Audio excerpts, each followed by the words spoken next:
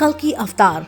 कौन है कल्कि अवतार? कब होगा इनका जन्म? चलिए जानते हैं। गीता में वर्णित 4 अध्याय के 7वें श्लोक और 8वें श्लोक में भगवान श्री कृष्ण ने अर्जुन से स्पष्ट रूप से बता दिया था कि इस धरती पर जब जब धर्म की हानि होगी और अधर्म बढ़ने लगेगा, तब तब मैं अपने नए रूप को रचूंगा।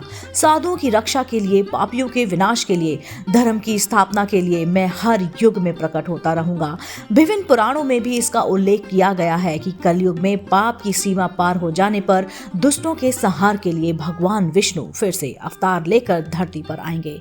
भगवान के इस अवतार का नया नाम क्या होगा? कौन होगा वह पापी जिसका अंत करने के बाद भगवान धरती पर जन्म लेंगे और उनको विवश होना पड़ेगा कि वो धरती पर फिर से जन्म ले, तथा यह घटना कब घटित होगी?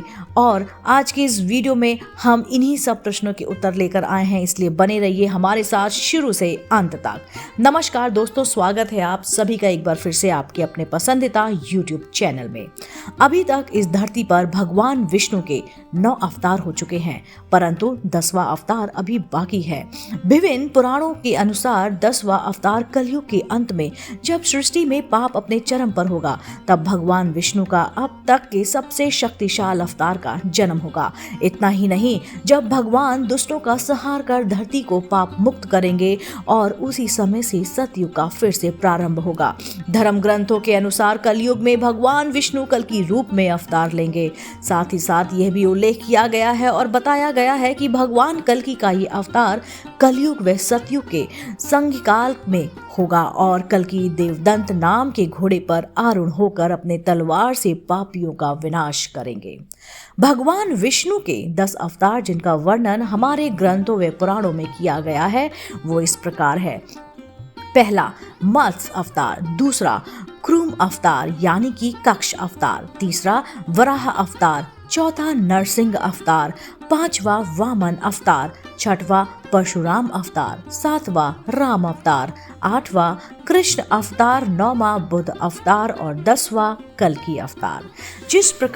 जिस प्रकार हर युग में रावण, कंस और हिरण्यकश्यप जैसे आंकृताइयों के पाप की सीमा और लांघ कर भगवान को धरती पर अवतरित होने पर विवश कर दिया, उसी प्रकार कलयुग में भी दुष्ट कली पुरुष के पापों की सीमा बढ़ने पर भगवान कल्कि को अवतार लेने की बात हमारे ग्रंथों व पुराणों में कही गई है।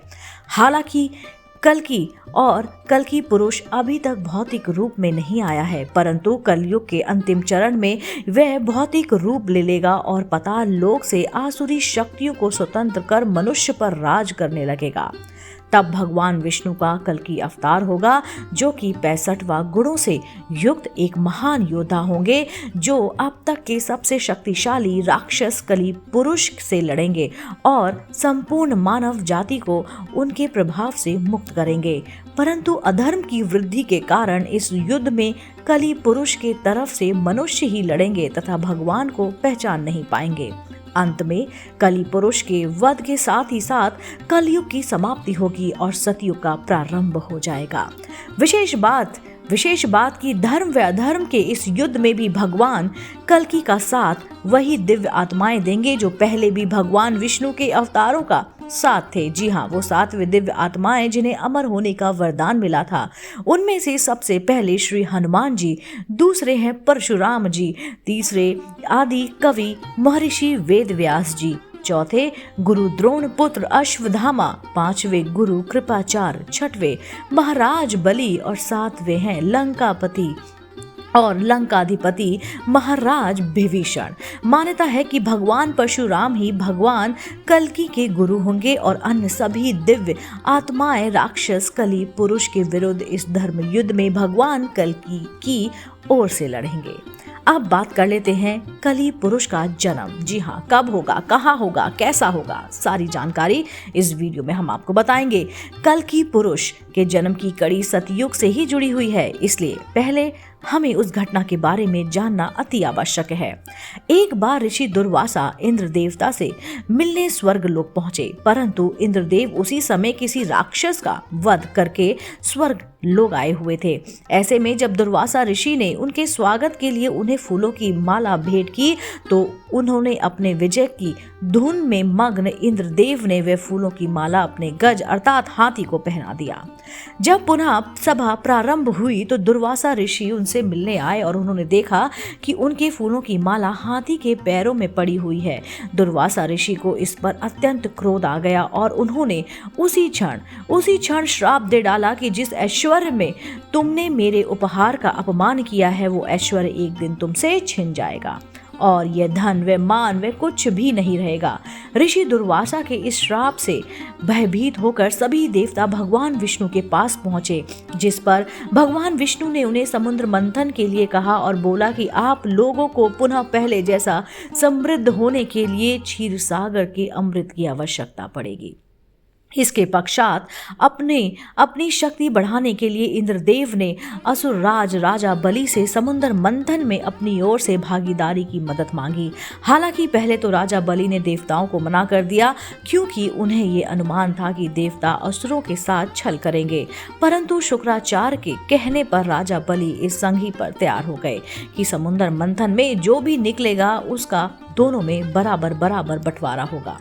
इस प्रस्ताव की सहमति के बाद मंदराचल पर्वत को गरुण देव ने अपने चोंच से उठाकर क्षीर सागर में रख दिया और सर्पराज वासुकी को उस पर्वत में लपेटने कर रस्सी का रूप धारण कर लिया। मंथन में राक्षस गण वासुकी नाग के मुख की ओर, देवता मूंछ और पूंछ की ओर थे और परंतु मंथन हो नहीं पा रहा था, क्योंकि मंदराचल पर्वत का आधार घूमने का नाम ही नहीं ले रहा था। ऐसे में भगवान विष्णु ने कच्छ अर्थात कछुए का अवतार लेकर मंदराचल पर्वत को अपनी पीठ पर रखा और इस प्रकार मंथन प्रारंभ हुआ। इस मंथन में बहुत सारे कीमती आभूषणों के साथ पहले हलालक नाम तेज विष निकला। भगवान विष्णु को इस विष के बारे में पहले से ही पता था, परंतु उन्होंने देवताओं को इस बारे में कुछ भी इसलिए नहीं बताया क्योंकि वे जानते थे यदि उन्हें इसका पता चल गया तो वे विष के कारण इस मंथन को करते ही नहीं। इसलिए उन्होंने केवल अमृत के बारे में ही बताया। हलाहल विष के वेग से ही सभी मूर्छित होने लगे और संधि के नियम अनुसार इसे आधा देवता तथा आधा असुरों को पीना था, परंतु दोनों में हलाहल विष के इस तेज को सहने की शक्ति ही नहीं थी। इस पर भगवान शिव ने भगवान विष्णु के कहने पर विषपान किया, परंतु इस विष का तेज इतना अधिक था कि भोलेनाथ का कंठ भी उसके जलन से प्रभावित होने लगा। तभी शक्ति रूपी माता पार्वती ने उस विष को अपने हाथों से भोलेनाथ के गले में ही रोक दिया। इस विष के प्रभाव से भगवान शिव का कंठ नीला पड़ गया और तभी से भोलेनाथ का नाम नीलकंठ भी पड़ गया। हालांकि इस पूरी क्रिया और घटनाक्रम में विष की एक बूंद भी राक्षसी कली के मुख में जा गिरी, जिससे कली का शरीर नष्ट हो गया। जब मंथन फिर से प्रारंभ हुआ तो उसमें से कामधेनु गाय निकली, जिसे ऋषियों ने रखा। उच्छेष अश्व को राजा बलि ने ग्रहण कर लिया। ऐरावत हाथी को देवताओं ने राजा इंद्र ने ग्रहण कर लिया। कौस्तुभ मणि को, शंख को भगवान विष्णु जी ने धारण किया। इसके बाद निकली संजीवनी बूटी, इसे पृथ्वी पर एक सुरक्षित स्थान पर स्थापित कर दिया गया। इसके बाद धन संपदा लेकर माता लक्ष्मी निकली। सभी देवता एवं राक्षस देवी लक्ष्मी को रखना चाहते थे, परंतु लक्ष्मी जी ने खुद विष्णु जी को ग्रहण कर लिया। चंद्रमा निकले तो भोलेनाथ ने ग्रहण किया। इसके बाद परिजात वृक्ष और कल्प वृक्ष निकला, जिसे स्वर्ग में स्थापित कर दिया गया। फिर निकली रंभा, जिसे स्वर्ग अप्सरा बनाकर स्वर्ग में रख दिया गया। इसके बाद निकली वारुणी देवी यानी सूरा देवी, जिन्हें असुरों ने लिया और अंत में भगवान धन्वंतरी अपने हाथों में अमृत का कलश लेकर निकले और इस अमृत को पाने के लिए ऐसी होड़ मची कि छीना झपटी होने लगी और कुछ बूंदें अमृत में और समुद्र में जा गिरी और उन्हीं की कुछ बूंदें कली पुरुष को भी मिल गईं। जी हाँ, जिससे वो फिर से जीवित हो उठा। हालांकि वह जीवित तो हो गया, परंतु शरीर ना होने से वह भौतिक रूप से ना आ सका। इधर अमृत का बंटवारा करने के लिए भगवान विष्णु ने मोहिनी का रूप धारण कर लिया और सारा अमृत देवताओं को पिला दिया। जी हाँ, परंतु राहु और केतु दो राक्षसों ने देवताओं का रूप लेकर अमृत पी लिया, जिस पर भगवान विष्णु ने उनका सर ही काट डाला। परंतु अमृत पीने से वह अमर हो चुके थे, इसलिए राहु और केतु अब भी पिंड यानी कि ग्रह रूप में जीवित हैं। अब बात करते हैं कल्कि अवतार की। दोस्तों, धार्मिक एवं पौराणिक मान्यताओं के अनुसार जब पृथ्वी पर पाप बहुत अधिक बढ़ जाएगा तब दुष्टों के संहार के लिए विष्णु का ये अवतार यानी कि कल्कि अवतार प्रकट होगा। भगवान का ये अवतार निष्कलंक भगवान के नाम से भी जाना जाएगा। आपको ये जानकर आश्चर्य होगा कि भगवान श्री कल्कि 16 कलाओं से पूर्ण निष्कलंक अवतार होंगे। जी हाँ, कल्कि को विष्णु या भावी और अंतिम अवतार माना गया है। पुराणों के अनुसार जब धरती पर चारों ओर पाप बढ़ जाएगा तब अत्याचार का बोलबाला होगा। तब इस जगत का कल्याण करने के लिए भगवान विष्णु कल्कि के रूप में अवतार लेंगे। पुराणों में यह भी उल्लेख किया गया है कि कलयुग के अंत में भगवान कल्कि अवतरित होंगे। वे एक सफेद घोड़े पर बैठ के आएंगे और राक्षसों का नाश कर देंगे। पौराणिक मान्यताओं के अनुसार कलयुग 4,32,000 वर्ष का है। जी हाँ, जिसका अभी प्रथम चरण ही चल रहा है।